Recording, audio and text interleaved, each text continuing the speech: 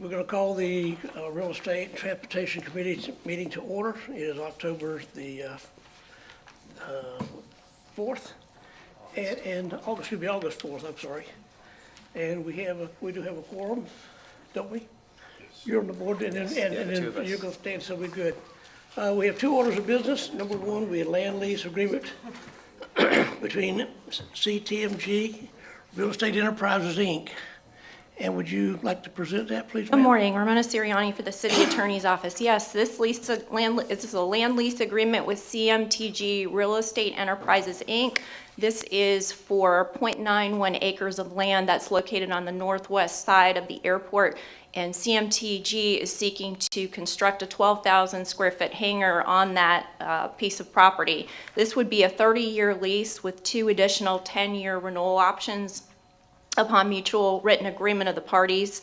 The rent commencement date, which would be the date that the lessee would begin payments for the base rent, would be within 12 months from approval by the commission or upon issuance of the certificate of occupancy, and that's which would ever occur first. The total annual rental for the base rent is $15,867.36 per year. That excludes any applicable taxes which the lessee, CMTG, would be required to pay for.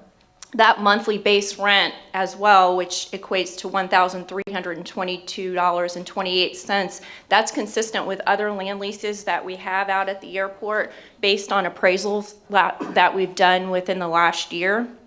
That base rent for the first 10 years would be subject to a CPI adjustment at the end of each year period, and with a maximum annual increase of that change being capped at 8%. Thereafter, every 10th year of the remaining term and any subsequent renewals, that base rent would be adjusted in accordance with the annual CPI or 10% of the appraisal of the unimproved land by an MIA appraiser, and that amount would be whichever is greater, and then that base rent would become the new base rent for all future CPI adjustments. Thank you. I can't get into my computer yet for some reason, but I had read the thing earlier. The second 10 years, is that stated a little bit different than it's normally said? We're going to do how's that, lesser, it's a 10% cap, is that it? The first 10-year period is strictly subject to the CPI increase, but capped at about up to 8%. Thereafter, going into year 11, it would be the MAI appraisal up to within 10% of the appraisal, or the annual CPI adjustment, whichever would be greater would be the amount that would be used. And every 10-year period of that 30-year initial lease, or the two subsequent renewals if those are exercised, so up to 50 years. So every 10 years that adjustment would be, the land would be subject to a MAI appraisal. It's a little bit out of the norm. We've been doing like a 2% because of the high inflation rate. That's what we're. It's not a cap, it's setting the rent amount at 10% of the appraised value. Okay. This is a little bit different because it's a land lease, so it's pretty consistent with some of the other land leases that we've done with, like DL Aero, if you recall. Very similar structure to that. Different term of the lease and length term, but the same type of MIA appraisal and CPI adjustment. Thank you. Any other questions? Question, Ramona, on these 30-year land leases, do most of those go the 30 years, or do we find that there are tenants who terminate leases before that, and what is that process? I think typically they do. I'd have to defer to Adam on that. But, just curious, but just at the, and I will say at the end of the lease, there is a provision in the lease, because they'll be building a hangar, that they either need to remove that structure, or the city would be able, the airport would be able to would basically have possession of that, and then it would be the cities would retain it. Did you? Adam Lund with the airport. Just wanted to kind of add on to that. We do typically see people stay the entire term of the lease. What we have experienced are a few hangar sales recently where they actually transfer the lease into another party, which would be approved by the city before it's done. But most people typically stay around until the end of the 50-year lease. Thank you. Do I hear, sorry, Mayor? That's a Go ahead. question. Sure. So on that interval, that sublease, if you will, is the same term, it follows the same terms. Yes, sir. It is the same terms. They assume all the same terms, and the lease does not get extended. They just assume the remainder of the lease. What I really like about this method is that it's the greater of those Right. two issues, and so really has the ability to track with values very, very well. First 10 years does have a cap though, doesn't it? I think it's a. That's an 8% cap? Up to CPI or up to 8%. Right. Right. Do I hear a motion to approve? Motion to approve? A second. All those in favor, please say aye. Aye. That one approves it, and the second one will be, Yeah, I'll take that one. The second item is a request from Francis Hadley to purchase a very small city-owned parcel at 1031 Texas Avenue. It's only 0.06 acres, undeveloped parcel. Oh, I'm sorry, forgot to do that part too. All right. So Francis Hadley, through an LLC that she owns almost that entire block that this is located at. This is a couple blocks north and west of the intersection of Florida Avenue and Memorial Boulevard. So she wants to combine 1031 Texas Avenue with several of the other parcels that she owns on this block to develop a private school that would serve kindergarten through fifth grade. We have looked at the assessed value of the property. Under the property appraiser's assessed value is $4,095. Our standard policy is that our minimum bid is 120% of that. And so we did a notice of disposition in the newspaper, 30-day notice of disposition. She was the only bidder on the property, and she bid that 120% of assessed value amount of $4,914. I should add that according to our typical process, we check with all the different utilities that might have any facilities there, as well as our departments, and there's no interest in retaining that, no objections to the conveyance of it. So the recommendation is to sell 1031 Texas Avenue to Francis Hadley for the amount of $4,914. do I hear any questions from anyone? It's a pretty straightforward thing to me. Do I hear a motion to approve? Motion to approve? Second. All those in favor, please signify by saying aye. Aye. Aye, my motion carries. And it is 9:22, and you have a question, Bill?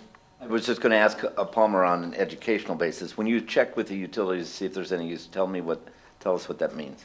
Yeah, it's Louis Cruz in our property disposition or property information office. He'll send out a memo to all the different public and private utilities. So it's not only Lake and Electric and water and stormwater and that type of thing, but also TECO, Verizon, all the private utilities as well. And we won't do anything until we get a response back from them. And they'll, usually they have no objection, but sometimes they do, and we'll work with the property owner to adjust some facilities around to facilitate the sale if that's possible. So the objection relates to something they typically would have then on that property that Yeah, they... if we had a big transmission tower, and we've had that recently, actually, we went through the middle of the property, we're not gonna sell it. But sometimes we can work around that. Are there any more questions? If not, the 9:30, the meeting is adjourned. So at 8:30, 8:30. yeah, and that's good. I'm not doing well today. That's okay. You're looking forward to Halloween. So let's go then to our agenda study, and we will have a few absent commissioners this morning. Commissioner Simmons, good to see you, sir. Good to see y'all. You can see that we start at 9 on Monday, and we do the downtown update, which LGDA is going to do, in the beautification awards, no proclamations, and the real estate committee, bringing us to the minutes, which will approve an equalization hearing.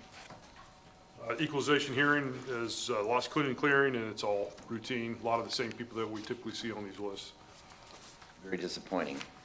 Repeat offenders. And then after we cease meeting as an equalization board, we do public hearings, and that brings us to A1. All right, A1 is a second reading of an ordinance approving the annexation by the Lakeland Area Mass Transit District of a couple of properties. It's two different properties on West Pipkin Road. So the property owners have consented to that annexation, and the Lakeland Area Mass Transit District Board has passed a resolution annexing those properties, and this is the last step of the process that's required the city commission has to adopt an ordinance ratifying Lamb-Tad's actions, and then that will be the final step, and then the property will be subject to Lamb-Tad's ad valorem tax and otherwise. You all familiar with that one? Or Commissioner Reed, you have a question? Yes, is the one back on,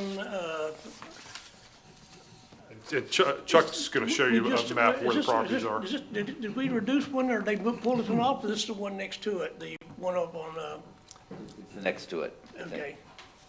Why did they do them both at the same time? For the record, Chuck Barnby, Community Economic Development. It really depends on when the development is actually coming in for site plan or subdivision approval. And so with the Mosaic project on the 17 and a half acres on the left, the property on the corner, there's no development plan at this point, and so there's no trigger for them to submit an annexation request. But for the property that we're looking at here, they've got a site plan that's under review, and in order for the site plan to be approved, they have to submit that petition to the Mass Transit District, which they've done. And as Mr. David said, this is the last step in the process to ratify that annexation. It goes back to the Mass Transit District and then gets forwarded to the Property Appraiser's Office to be added to the tax rolls. No questions on that one? Commissioner Simmons? All right, I don't understand, who normally annexes property? Is that the city or the mass transit? Yeah, and there's a distinction there. This is not an annexation into the city limits. The property's already in the city limits. This is an annexation into the Lakeland Area Mass Transit District's The jurisdictional Lamb-Tad. boundaries. Okay. So what really the main effect of this is it subjects those properties to the Citrus Connections ad valorem tax. What is the level of that tax? Half mil. Half a mil. Okay, And typically what happens is these properties come in for some kind of zoning action, and as part of the conditions that will say, you have to join the Lakeland Area Mass Transit District boundaries, and they say fine, and this is the final step of that process. okay, thank you. That can facilitate a stop. It makes it so that the workforce can use the mass transit, so it's everything we'd want to have happen typically. All right, nothing else on that one, then we will go to item 2. Item 2 is the ordinance modifying the across-the-board rate increase for Lakeland Electric for the upcoming fiscal year. In order to balance everything out, Lakeland Electric is recommending that the across-the-board increase be 3.5% for the upcoming fiscal year. The rate study originally was showing 2.25% across-the-board increase. And after crunch the numbers more recently, Lakeland Electric feels like it needs to be 3.5% for the upcoming fiscal year. If nothing changes, that increase would then go back to the 2.25% for, I guess, FY25 is what that would be. Any questions on that by commissioners? All right, then, and lots of cleaning and clearing, that'll just be the approval of, so that takes the city manager A, 5A. Good morning. Good morning, sir. Just have one item and then a quick announcement following the item.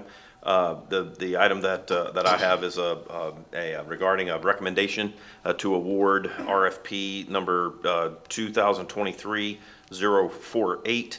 This is for basic life insurance and accidental death and dismemberment, and then supplemental policies to both of those. And also a retiree survivor benefit coverage, and this award would be to Unum Life Insurance Company of America. They are the city's current carrier for these insurance policies. The current contract began January 1st of 2020. It will end December 31st of 2023.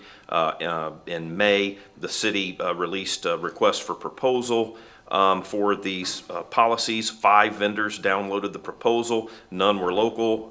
2 companies ended up submitting responses to the proposed RFP, United Health Care Insurance and Unum. There was a selection committee that was comprised of representatives from the General Employees Association board here at the city, also representatives from the City of Lakeland Retirees Association, some of our labor unions, and also various city departments. And they determined Unum was the most responsive and responsible respondent to that RFP. Benefits provided under the basic life insurance for all full-time regular active employees include up to 1 time their annual salary, not to exceed $50,000, and that is paid by the city. There's the voluntary supplements that I mentioned, which are paid by the employees. For retirees, there's a basic life that the retirees pay, and there's a pension survivor benefit that's equal to one time the retiree's annual pension salary, not to exceed $150,000, and that is city paid. Unum and UHC rates per 1,000 of coverage are very close in comparison, but Unum's overall cost was favorable to the city, employees, and retirees, and the selection committee identified various reasons and experiences with Unum as part of their basis for selecting Unum. So the recommendation will be to award the RFP to Unum, and this will be through December 31st of 2025. There will be a 2-year rate guarantee on these items, and there will be 3 optional 1-year renewals. Any questions on that at all? Yes, Commissioner Simmons. So the previous insurance carrier has expired, is that correct? It's the same carrier, it's just that our policy term is expiring at the end of the calendar year, and so it's time to now renew, and therefore we issued the request for proposals to look at other options and had 2 different companies that submitted, and again, these policies would begin January 1st.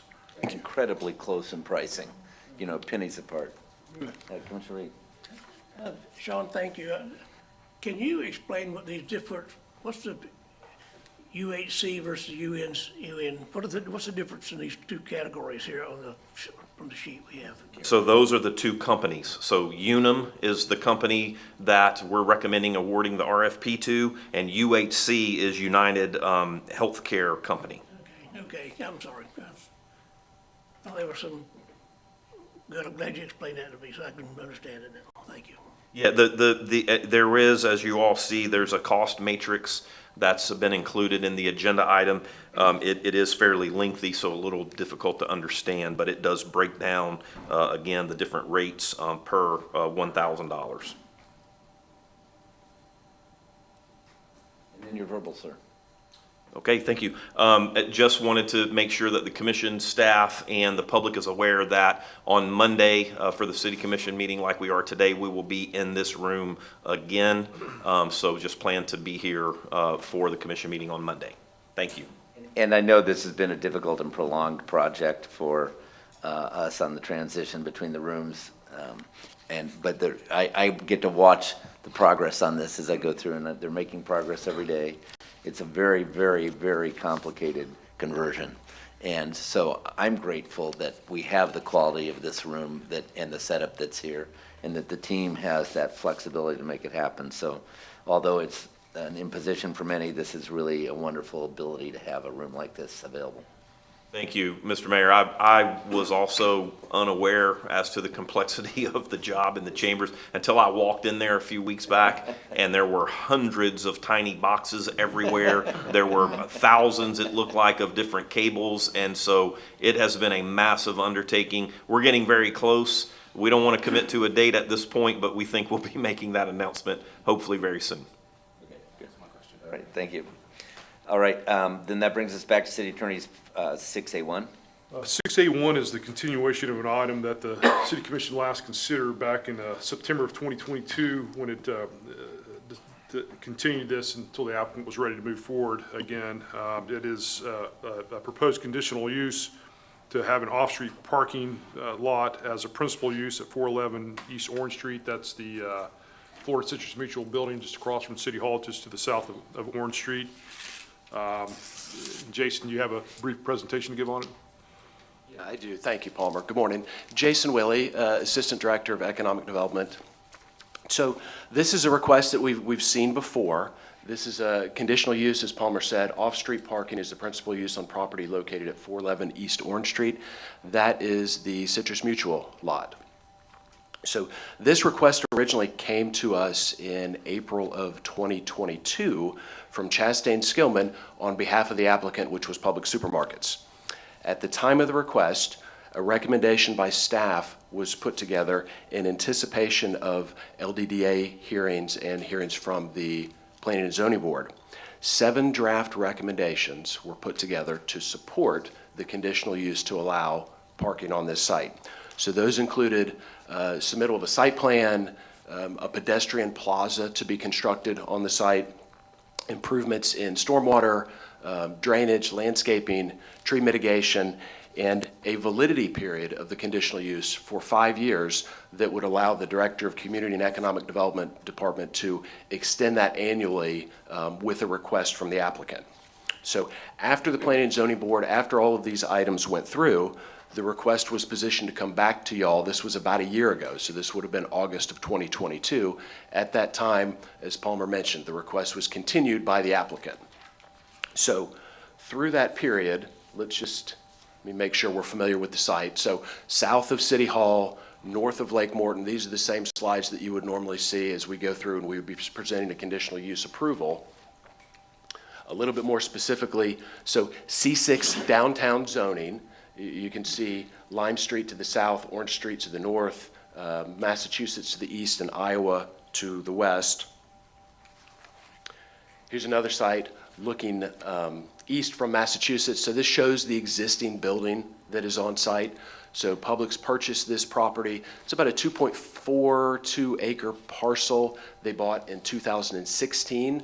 This is the existing building, 19,000 square foot building on site, was never occupied. There's another look at the building from the west. Looking on the backside, you can see some of the parking and some of the improvements that were there. When you say it was never occupied, you meant by Publix? Correct. It was, once Citrus Mutual vacated the property, it was never occupied after 2016. So when this original request was considered by staff, we had a general knowledge for the need for parking in the area.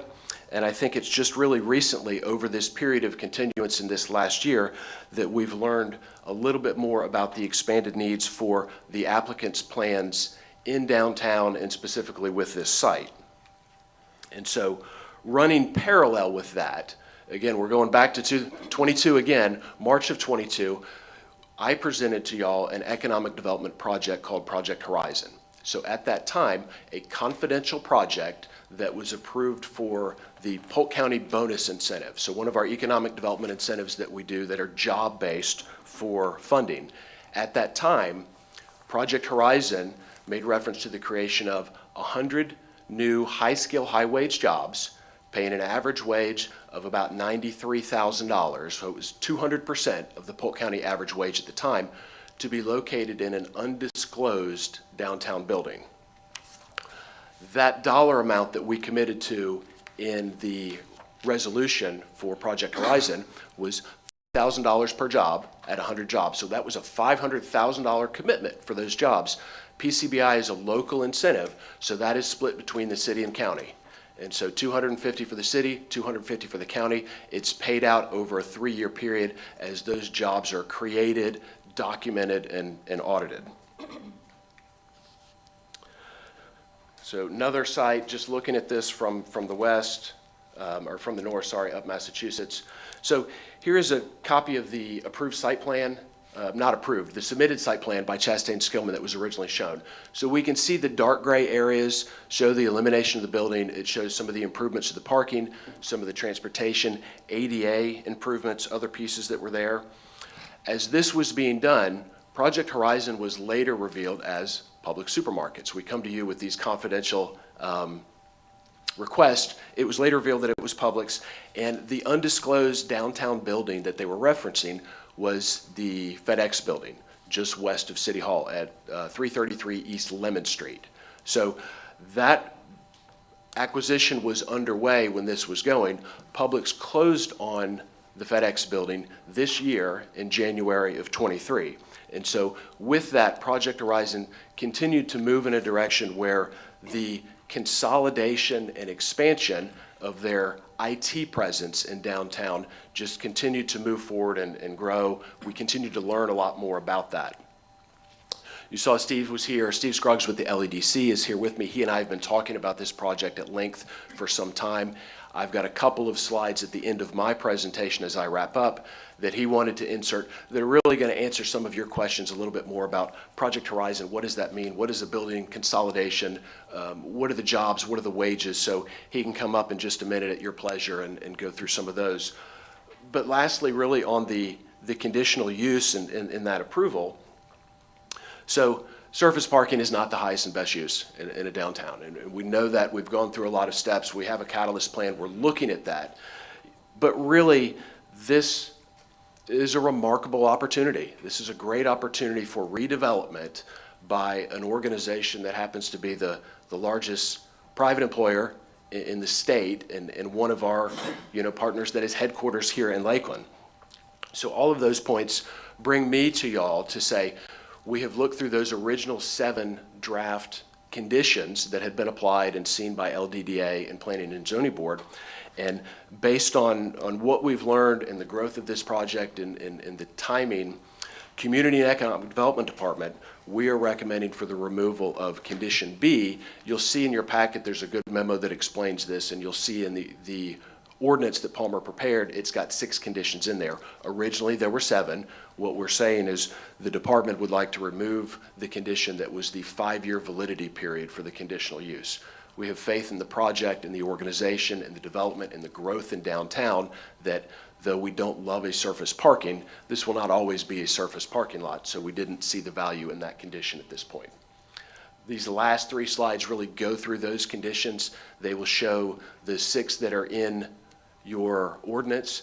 The 7th that I referenced is this Condition B, and so that is stricken through that we go through, but the remainder of them go through the plaza, go through the improvements, and the other spaces that are going to happen with the site. And so with that, sorry, I'm advanced too far. I've gone ahead. I'll stand for questions. I know if y'all would invite Steve, if you'd like Steve to come up and go through some of these, that's fine. We can do that separate or together. So let's let Steve go first, and then we'll ask one group of questions. Okay. Thank you. Good morning. Morning, Mayor, Commissioners. How's everybody doing this morning? Staff? Good. Happy Friday. This will be quick, and I'm sure we really just want to talk about what we find, what we're thrilled to talk about today is this downtown Lakeland Technology Campus that Publix is planning and continuing to work on in Lakeland. And so just to familiarize yourself with it, this is the former J.C. Penney building that Publix moved into in 1995, and the second building that they recently just purchased from FedEx, which was formerly the Burdines building. Those buildings are 120,000 square feet and 140,000 square feet. FedEx hasn't announced yet, but they're moving into another building in our community, small, downsized. And then also, because of FedEx moving out of that building, now the entire Orange Street garage is Publix employees. So originally there were 400 spaces in the garage for FedEx, which was Watkins a long time ago, and 300 were Publix. So Publix now has 700 spaces in that garage that they're leasing. And then finally, which Jason did a great job of giving you an overview of the Citrus Mutual property. So you can kind of start to see this really is becoming a campus. And the FedEx building becoming available really provided for this. And so this is kind of new to us. We didn't know FedEx a year and a half ago was going to move, and Publix jumped on it, and we're very excited about this project. So this is the campus kind of feel we want you to get a feel for. So the project scope is really this downtown Lakeland technology campus. The renovation of the FedEx corporate office will be coming. We also will, Publix will be renovating the existing facility that they're in now. And they're going to revitalize the Citrus Mutual parking lot. So just to be clear, they are going to renovate the J.C. Penney building again. They're going to renovate the Burdines building again. And this is going to bring a lot of jobs to downtown, which we're going to talk about, and a lot of capital investment for our community. So the retained jobs, right now there's 1,200 high-skill, high-wage jobs in Lakeland in the IT departments in downtown Lakeland. And those are in the Ledger building, those are in the Bank of America building, and they're in the existing building that they're in now, the J.C. Penney building. The new jobs, there'll be hundreds of new high-skill, high-wage jobs with an average annual wage of $130,000 This is over 250% of Polk County's annual average wage. And as I stand here today, I would say this is year 37 for me. We have never announced hundreds of jobs at $130,000 a year. Never happened. Never had a 250% of Polk County's average wage ever happen. Also, just from infrastructure improvements, there's going to be increased parking capacity, new landscaping, stormwater improvements, which will create an improved aesthetic. But I'm with Jason. This is not the highest and best use for this property. And when Publix gets done with all of this expansion, I'm sure there'll be a plan for this site, because it's not in their best interest to have surface parking as well. Same way we are at Catapult. If you remember, we have a surface lot there that has 100 spaces in it, but our goal in the long run is to have a parking garage with, residential above it. So, or office or what. I'm gone. There we go. I'm back. Okay. So, so that's what's happening as far as those projects. This capital investment will be $50+ million. So when we talk about that, we're talking about renovating those buildings. It'll probably be more than this, but this is what we're able to share today. This is a reinvestment in downtown, so it increases the taxable value for the CRA and the LDDA to spend on future projects. There is no TIF involved in these deals. That says a ton. That you rarely have a project come to you that isn't asking for TIF. The three biggest projects that we've worked on, these two, Publix and Summit, are all paying TIF. And when they start making $50 million to $100 million investments, this is great for the LDDA and CRA and our whole community. And then finally, just from an economic development standpoint, to have an expansion of Lakeland's corporate headquarters and technology industry clusters is great for us.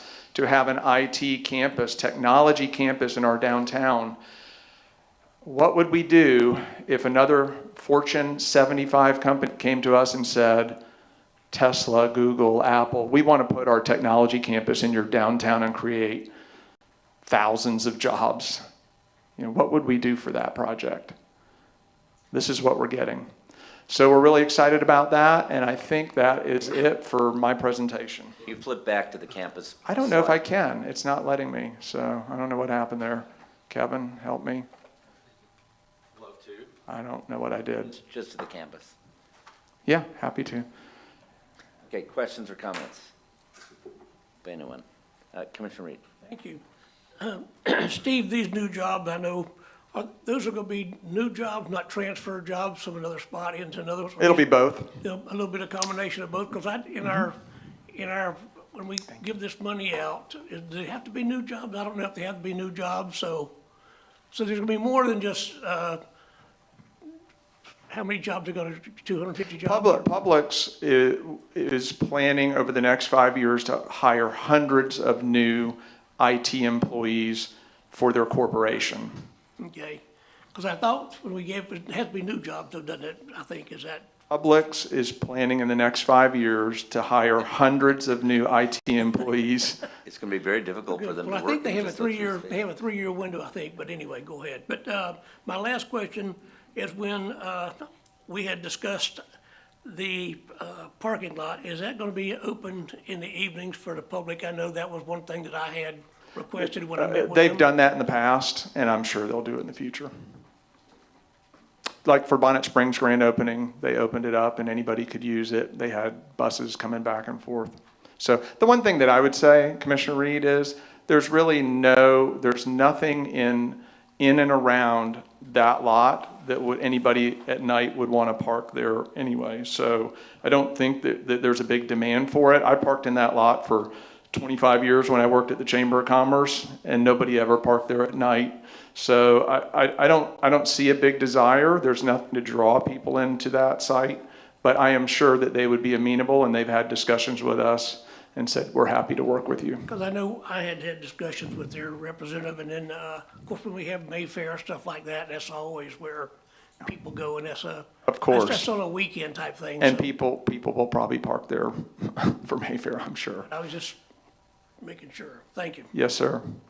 Yes, Commissioner McLeod. Thank you, Mayor. Thank you, Jason, Steve. It's exciting. I think when you vision for what downtown can become and the number of future employees or retaining the ones who are already in our downtown, and that it's significant, the capital investment, all the things that you have outlined.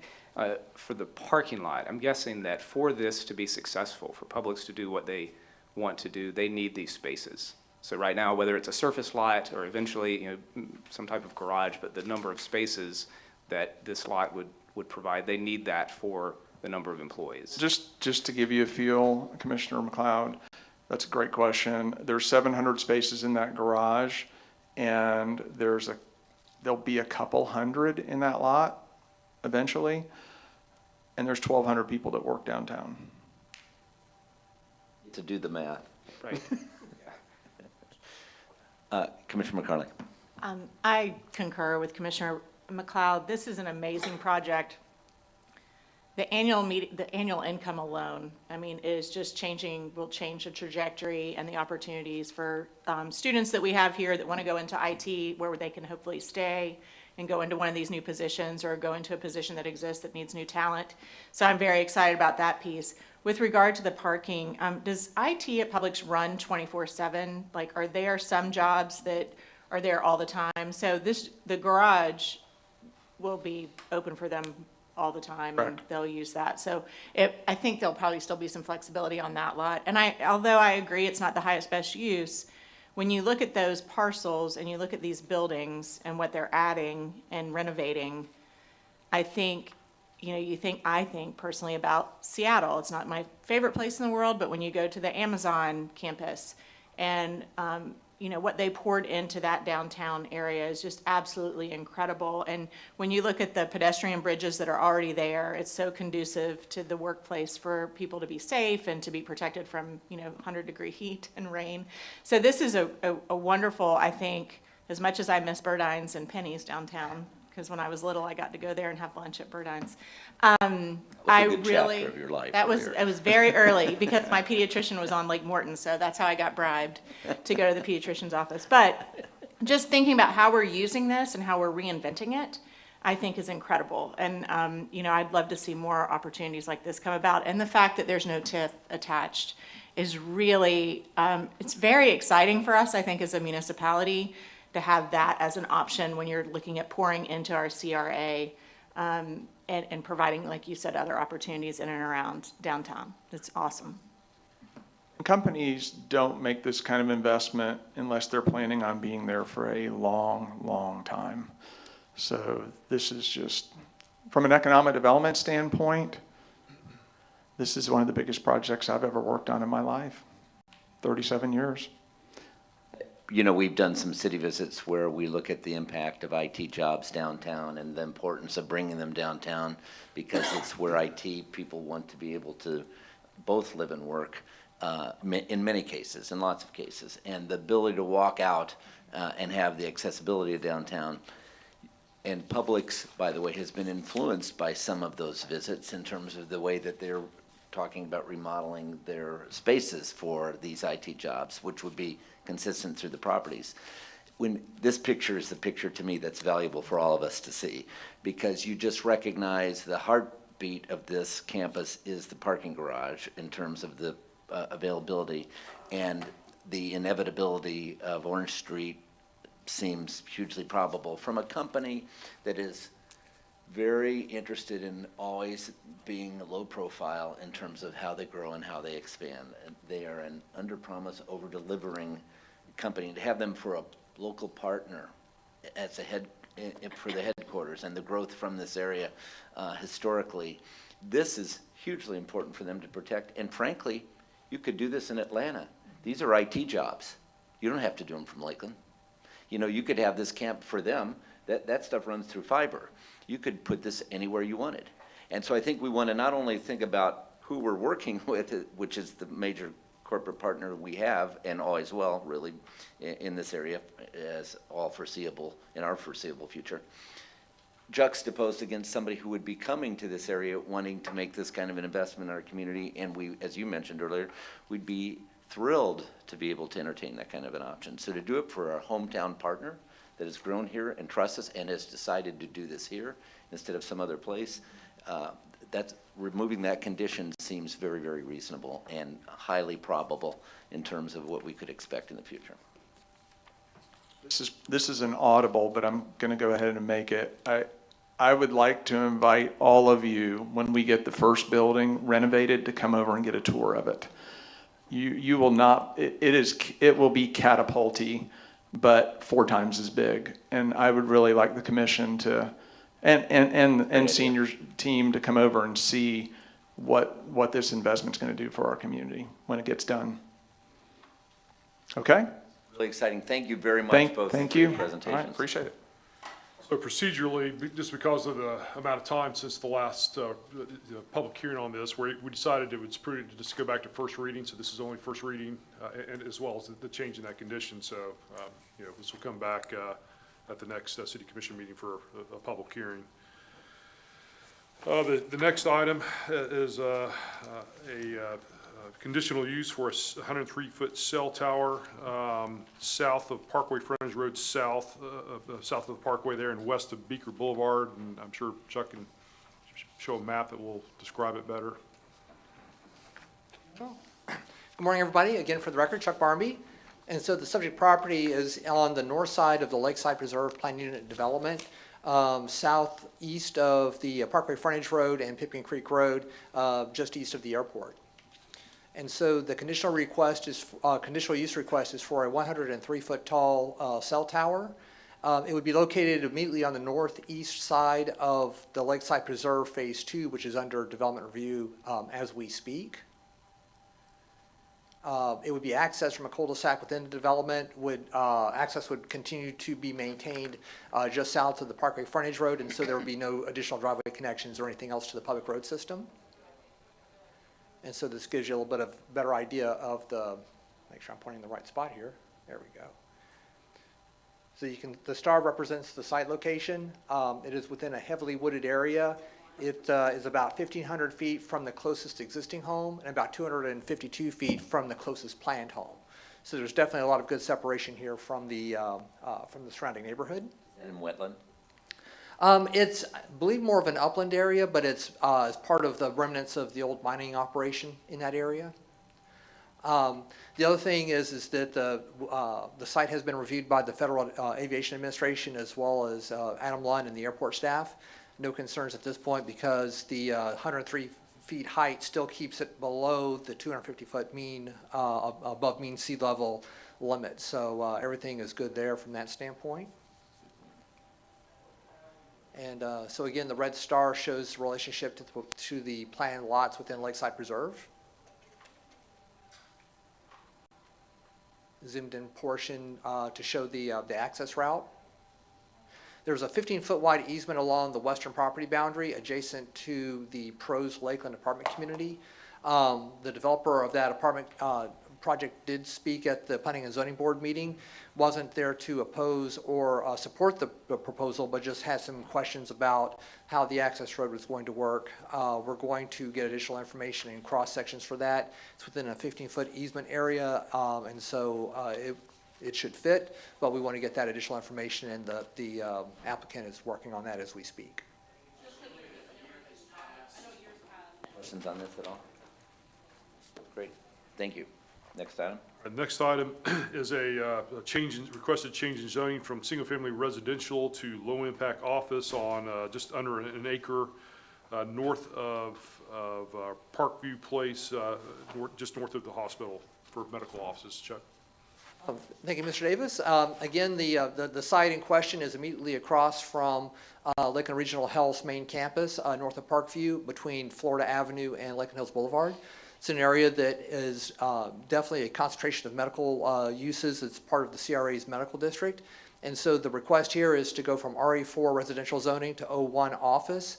And the intent here is just to support the continued expansion of the hospital's graduate education program and about a 2,000 square foot expansion to the existing building there at the corner of Parkview and Morrell. So you go through the site here and pretty much the property is surrounded either by hospital operations or parking in support of the hospital operations. This was expedited through the Planning and Zoning Board so that because of the location of the site, there were no comments at the Planning and Zoning Board hearing, and they recommended unanimously to bring this on to the City Commission for action. Questions? Next. Next is a, excuse me, proposed major modification of PUD for a two-story, 8,000 square foot office building at the main entrance to Grasslands, just on the north side there. So the property in question is immediately northwestern quadrant of Grasslands Boulevard and Hardin Boulevard. It's currently home of the Grasslands sales office. It's immediately south of Azalea Park. And so the zoning change here would allow for an additional 8,000 square foot office building adjacent to the sales office just south of Azalea Park. It also replaces a current allowance for 11,000 square feet of C2 highway commercial uses with 19,000 square feet of office uses. One of the things that really kind of flies under the radar is that the current zoning allowance through the PUD at this location could allow a lot more intensive commercial uses than what the proposal in front of you would allow if approved by the commission. So this really does have a couple of benefits. You can see here the proposed building in blue and the proposed parking additions in yellow related to the site. The proposed building would have to have a decorative face facing Hardin Boulevard, and so this is what is shown on the rendering here, as well as the main entrance off to the south side of the building. And so really, again, this is all internal to the sales office site south of Azalea Park. The conditions, as I mentioned earlier, really the key is replacing the C2 highway commercial with 19,000 square feet of office uses, so it will be less impactful even with this 8,000 square foot expansion. The maximum height would be 2 stories. And then the remainder of the changes are really, because this is tied in with the PUD for Azalea Park and the self-storage that was approved earlier by the City Commission this year, is cleanup to clarify certain requirements within the PUD, relying more on the self-storage site. So the medical office, or the previous office use shown in the PUD at the far north end, which actually is probably 3 or 4 versions ago, is being replaced with an updated site plan focused in on just the proposed office expansion area. Any questions on that one? All right, let's look at the item 5. Item 5 is several amendments to the police officers' pension plan ordinance that are being recommended by the pension board's pension attorney in order to comply with some recent changes to IRS regulations. They're mostly fairly technical in nature. I'll just quickly go through them. The first change is a change to the maximum annual compensation that will be considered for purposes of calculating contribution rates and benefits. Basically, you stop doing contribution based on amounts above, in this case, $265,000. That's really the maximum compensation level is above anything that's going to affect us for the foreseeable future. The second item gives the pension board the discretion on whether or not to seek recovery of inadvertent overpayments of pension benefits. And I was talking to the pension attorney about this, and he gave me an example from Sarasota where this 91-year-old widow received an overpayment of pension amounts and spent it on medical care or whatever. But because of the way the pension ordinance was written, the board had to seek recovery of that. So this gives our board the discretion as to whether to seek recovery of those overpayments.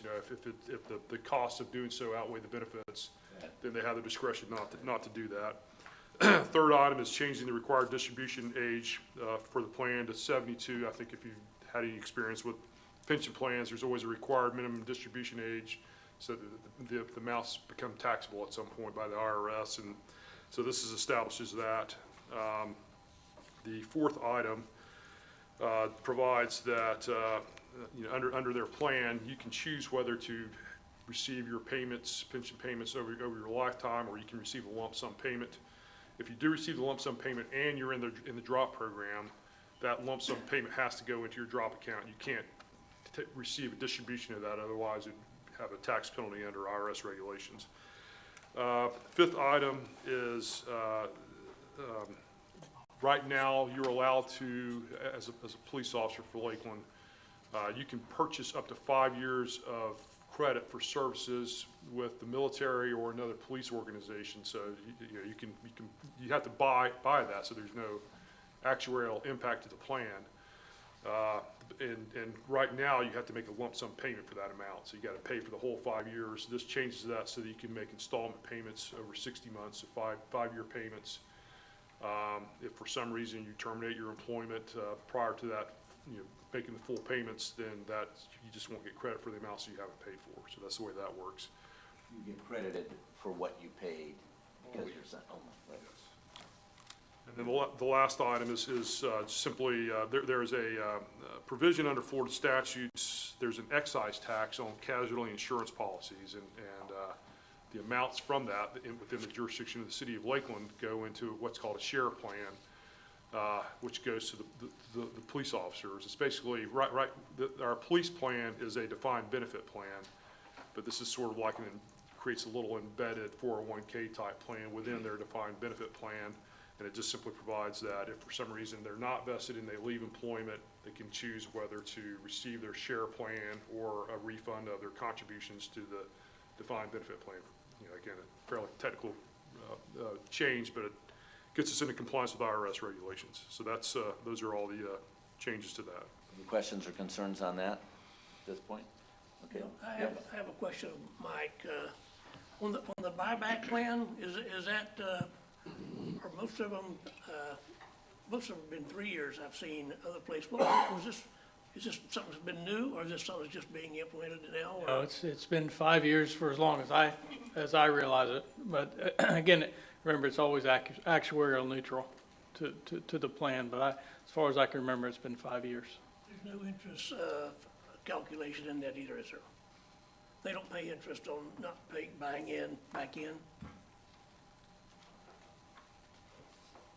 I don't know how you would characterize it. The intention is simply, you've got to pay whatever you would have had to have paid if you were in the plan, so there's no financial impact to the plan. And so I hesitate because I have to think that the actuary is going to use a discount rate on that. So there's probably an interest rate that's factored into that calculation by the actuary. But it's a standardized methodology that they would use when they do that. Each of the plans have a required rate of return, and so that may be factored into their calculations. There. That's what I would think there would be, but I'm not sure, but okay. No, this is not new. This is, as Palmer said, this is just the Police Pension Board getting trued up with what the IRS rules are. So the only change is simply that now you can pay by installment plan when you buy previous I military know or when police my service. wife was a school teacher, she bought a couple of years, and we had to write a check all at one time to do it, so, I guess that's the way it has been until recently, to this time. Till now. Okay. So what happens if I want to do this 5-year installment plan and at year 3 I stop, but I'm still employed? I just get that portion? Correct. You can pay for up to 5 years of service. Does this take into effect have we already decided on the 8-year drop? Is that is that another factor of this, or that's already been done? Considered? We did that a couple months ago. Okay. Any other questions on that one? All right, seeing none, that takes us to item 6. Item 6 is a pretty comprehensive change. I don't know if it's so much of a change as the consolidation and cleanup of the regulations governing the airport, and Ramona's going to. Yes, this is, and just to give the commission a little context in this, the airport ordinance, or the aviation portion of the ordinance, it was back in 1975 that it actually was established as part of the code, in our code, under a different chapter. It was actually Chapter 3, and then it was in the 90s, 1993, when it actually became Chapter 14 of the code. And really, it largely has remained untouched all these years. There was an amendment, I believe, back in 2011 regarding commercial ground transportation and those items.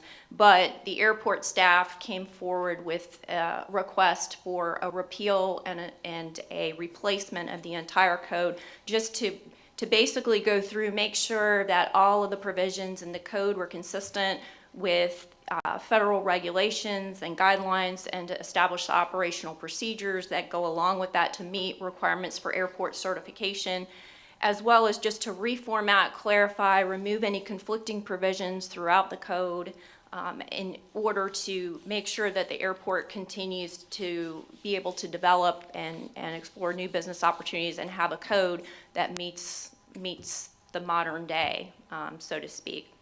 The provisions regarding the changes were presented to the Airport Advisory Board. I believe they were favorably viewed. There were no objections from the Airport Advisory Board. So we have gone through, and really just basically we've gone through and rewritten the entire Chapter 14 to be consistent with all those changes. That was an interesting process.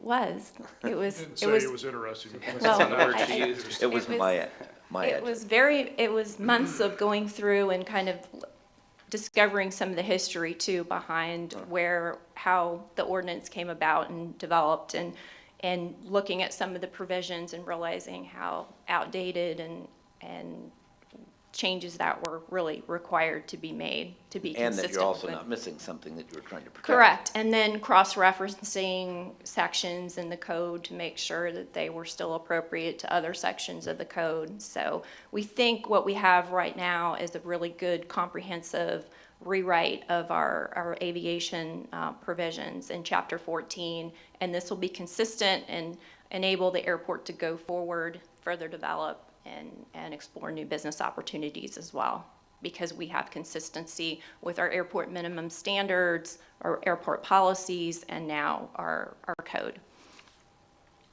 Yes, Commissioner McLeod. Thank you, Mayor. Thank you, Ramona. Are there any operational changes? Does this allow the airport to do anything that they couldn't do under the old code?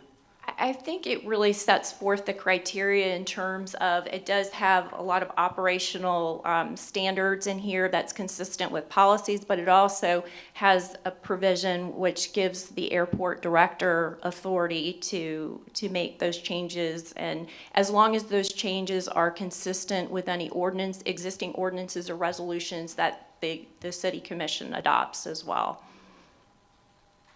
Adam. And Adam's welcome to come up and talk about it as well, because he was very involved with it. Thank you, Adam, for being so.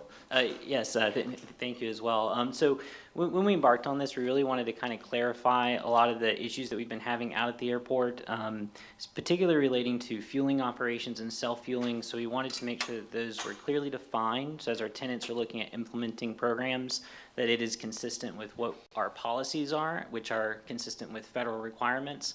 And we just wanted to make sure that our ordinances also matched those federal requirements, primarily surrounding fueling operations. And while we were doing that, we went on ahead and updated all the other provisions, added some clarifications, really expanded the definition section, so that our team then has actionable items that we can go out and enforce in the field, including derelict aircraft and things like that, that we can then address more appropriately in the code. That's helpful. Thank you. There are changes in animal policies. I know that was a section. Yes, we do have an animal policy. We just clarified as far as, making sure that one is on a leash and that they're not free roaming. As you can imagine, animals can spook around aircraft and they can dart out onto the airfield. So we want to make sure anyone on the field has those animals on. And even in the terminal. And even in the terminal as well. Yes, sir. That's interesting. Just as you read through it, you realize all the little nuances, just that refueling, all the little nuances that are so important. So that's a ton of work on first pass and exposure, so thank you for that. And thanks to the city attorney's office in Ramona, put in a lot of time on this. Anything else? Yes, Commissioner Simmons. Yes. I'm just curious, were there any provisions that you found that were significantly changed, that you significantly changed? A lot of what we did was consolidate, particularly the commercial ground transportation. Inside the original ordinance, it was very expansive, and we address a lot of those issues in our agreements that are required. And so in this change, we actually condensed that section and referenced a commercial ground transportation operator must have an agreement or a permit with the city prior to starting operations. So we really tried to simplify the code, put it in plain language, so that way anyone could pick it up and understand that the operating procedures out of the airport. To piggyback on on Commissioner Simmons' question, were there new clauses that are now more constraining than in some area that didn't exist before? The one that I can think of is the derelict aircraft and in the fueling. Those are the two big ones as far as defining a derelict aircraft and an abandoned aircraft. So that way, we did have some issues a couple of years back where aircraft were left on the field, and then we had to go through a process. There's a state process for disposal of those aircraft, and this just kind of clarifies that and gives us the ability to work with our tenants more clearly on what needs to be done to keep an aircraft on the airfield. Thank you. And More questions than you thought we'd have? Just to add on to what Adam was saying about the consolidation of some of these provisions and being able to put those in agreements, it makes it much easier to negotiate an agreement or modify an agreement, obviously, than having all these provisions that are contained in an ordinance that then has to be an amendment to an ordinance, first and second reading.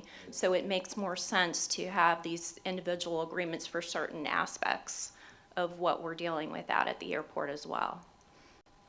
Thank you, that's very informative, appreciate it.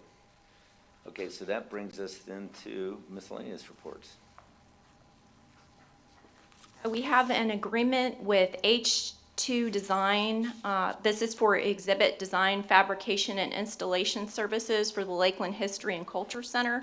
This particular exhibit with H2 Design will serve as basically the second exhibit for the Lakeland History and Culture Center since it was opened back in September of 2022. The city's purchasing department went out for an RFQ back in April. We had 3 firms respond to that RFQ.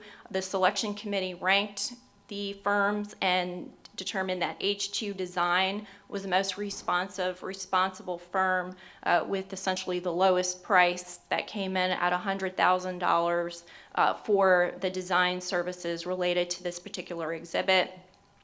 The initial term of the agreement would be effective upon your approval, and it would continue through August of 2024. There is a provision in the agreement to extend that term for an additional 6-month period if that's necessary. The funding, the $100,000, would come out of the library's capital improvement project budget for FY23.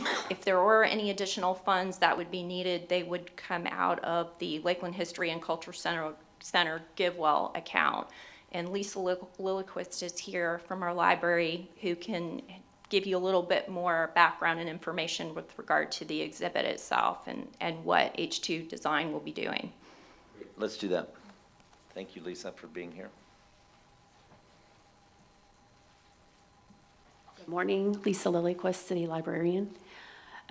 We are happy to bring this contract agreement for your approval. H2 Design, Larissa Hansen and Ari Hallgren were 2 of the individuals that we worked with on the first exhibit design that's in place currently. Our next topic for the exhibit will be related to citrus and how important it was in our growth and development in Lakeland. And we actually referred to ourselves as the Citrus Center. And so that's what the next exhibit is going to reference, is all the impact citrus has had on our community. And I stand for any questions if you would like any more information. Commissioner McCarley. That's exciting. I love citrus. It's how I got to go to college. I'm very excited about that. Lisa, in the long term, like having the History and Cultural Center in the main library site, and it's beautiful, by the way, and I think Parks and Rec and Arts did such a great job, and the community at large. Is that our game plan, is to keep it there for the foreseeable future or in perpetuity? Or is there an ultimate goal to have a building, I'm talking way down the road, like after we're all here, like no pressure, but just in the long-range planning of it?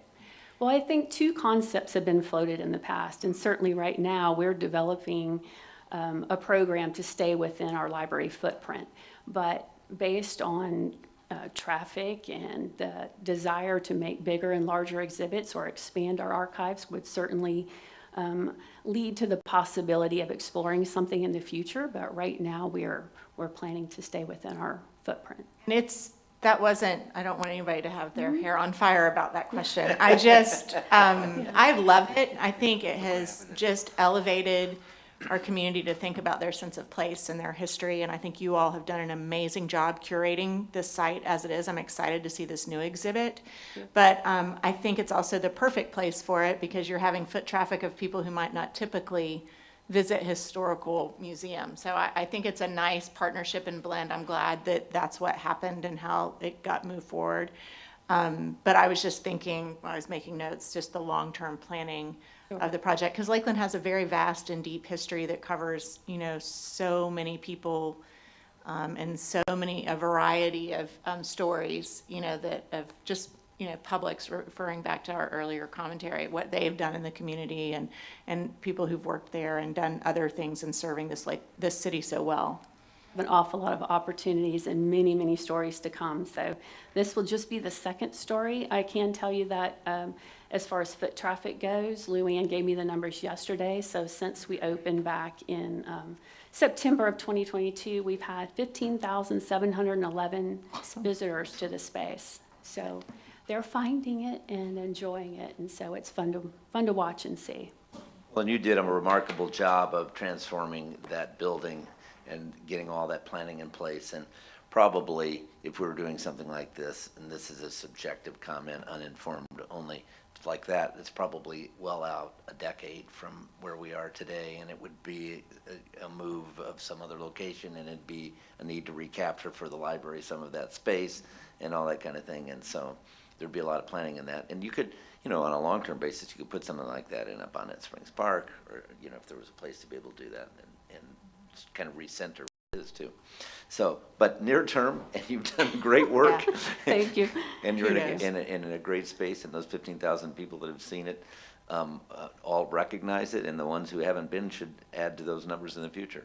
Commissioner Simmons. I'd like to say that I'm one of those 15,000 plus persons who have seen it, and I certainly enjoy it. I think you've done an excellent job. I look forward to seeing the citrus exhibit as well. Thank you. As a young boy, I worked in the citrus groves, so that's interesting to see that. At one point, I think Polk County was touted as the citrus capital of the world, and since then, of course, our citrus trees have gone away. Fewer and fewer. Yeah, but congratulations on a job well done. Thank you. Appreciate it. Thanks very much. Any other questions or comments? All right, next item under miscellaneous 2. All right, Alex Lambach's going to handle the next item. Welcome, sir.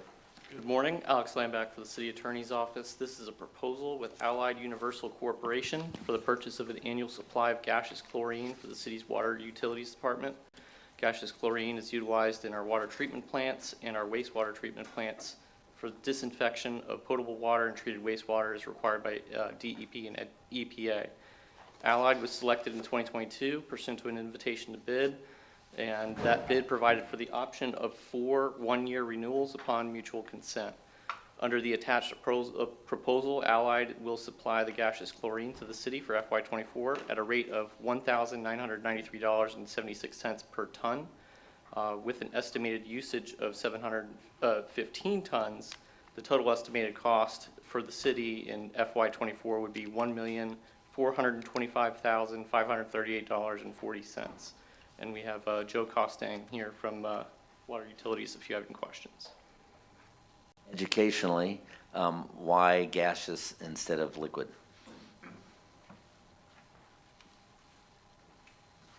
Joe Costain, Manager of Water Production. And that is a very good question, Mayor Mutz. Right now, well, I should say historically, gaseous chlorine has been about a third of the price of liquid chlorine. And it was very advantageous at the time for us to utilize gas chlorine. Right now, the city is already performing a study that we're looking at possibly converting to liquid chlorine. The prices have changed due to the dynamics in the gas chlorine industry. There's fewer and fewer in the industry, thus there's less competition in the industry, that we have fewer suppliers. Now, right now, it's about $1 per pound for gas chlorine. It's going to be about $1 per gallon for liquid chlorine. That conversion rate is roughly equal. So it's more advantageous for us, and we're looking possibly to make a conversion in the future. Commissioner Reed? You're getting to educate me a little bit too. Where do we, does this come in a pipe? Do we have a big tank out there that we store this in, or? Gas chlorine is delivered to us in 1-ton containers, and we take those containers, we rotate through them, and we place them online. The Williams Water Treatment Plant typically has about 8 containers connected at one time. The Glendale Wastewater Plant typically has 16 containers connected at one time. How do you weigh a gas per se? It's actually. It's just pressurized? It's pressurized. Okay, It's pressurized into a liquid. As opposed to pressurized. Yes, and as it expands. So it's a liquid, then when you open up, it turns into gas, I guess. Correct. Okay. Correct. And we have them on scales, and we take and monitor our usage daily. Oh, interesting. Each one of those sit on a scale? Yes, sir, each one individually scaled. That's neat. And those are, you'll see those on the road sometimes on a flatbed truck, you know, these containers that have that. Very interesting. Any other questions? Thank you very much. Appreciate the education and the pursuit. So we have a couple of utility items that we're planning to take up at Utility Committee at 11 o'clock, unless you have any interest in hearing those now. Is there any interest, or can we just wait till the Utility Committee meeting? Wait, yes? Okay, we will wait. Thank you.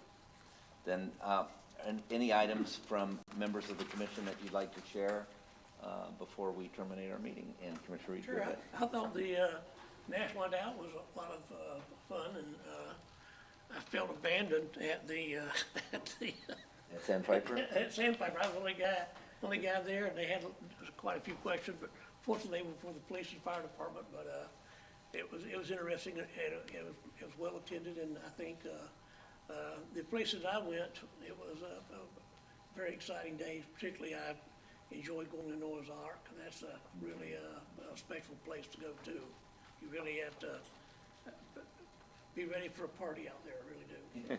And it's different every day. Yeah. That's great. Yes, Commissioner McCarley. Just real quick, I was able to go last week to the Metropolitan Planning Organization Advisory Council. It was in Orlando, and what that is it's representatives from every planning organization throughout the state and one of their staff. So that was my first time being appointed from the TPO. And it was really interesting, and I learned a lot and made some good connections, and we talked a lot about best practices and ideas, and so I'll talk a little bit more about it on Monday when I prepare a report, but I just want to give you a heads up. So I really appreciate the opportunity, but I actually thought it was more of a regional group, but it was the statewide group. So everybody is facing issues with transportation, obviously, and funding, and but it seemed it was just a new thing for me to do. So I appreciate the opportunity to do it, and I've learned a lot, and there were some great ideas on smart cities. And working together to heighten and be a catalyst to bring in new technology. So that was a great part that I'll share about on Monday. And as you see more pressure on these needs for growth, particularly on the transportation side, you look at what Hillsborough County has just approved as a millage increase. It's incredible to think about, the changes they're going to make, and I think it creates 46 million or something was in that article that we got to see recently, just for those purposes. And so you see the pressure that cities are feeling to start to recognize they have to provide for some of their own, which really falls into the half-cent sales tax discussion, that Commissioner Lindsay brought before us. Huge needs, and we have to figure out plans to be able to develop those funds. Commissioner Simmons. I'd like to say that I also attended the National Night Out. Most of it was day out, actually. And I did my best to try to attend each of them, but there were so many of them that, you know, about 5:30 or 6 o'clock, I kind of puckered out. Yes, me But too. I certainly enjoyed them. I just enjoyed the different venues, different events, the different activities, and seeing the people at each of them, you know, really getting into it. So I think that's Seeing great. different slices of life throughout the city. Oh, absolutely, absolutely. Very nice, I agree. Yes, Commissioner McLeod. Thank you. On that note, I thought the canine demonstrations were, I saw a couple of those during the day, and they're always popular. Kids, families, even adults, some of the older adult communities really interested in the canine, the dogs, the officers, the training, all of that. And so it's just, it's fun to see, to be reminded of that and the community connection with our police department. It's on full display during that day, so. It's a wonderful opportunity for people to see our police in the very protective role that they provide on a daily basis, you know, and to build those relationships with both citizens of all ages, actually. So, great event. Thank you for all the planning, LPD, that's involved in that, and we know that it is complicated, and we do get tired as the day goes on. So we thank you, Commissioner Reed, for your ability to get to the Sandpiper, and we apologize, Sandpiper, for those of us who didn't make it. I also kind of feathered out at the end, and so I get it. All right, any other comments? Then we are adjourned. Thank you.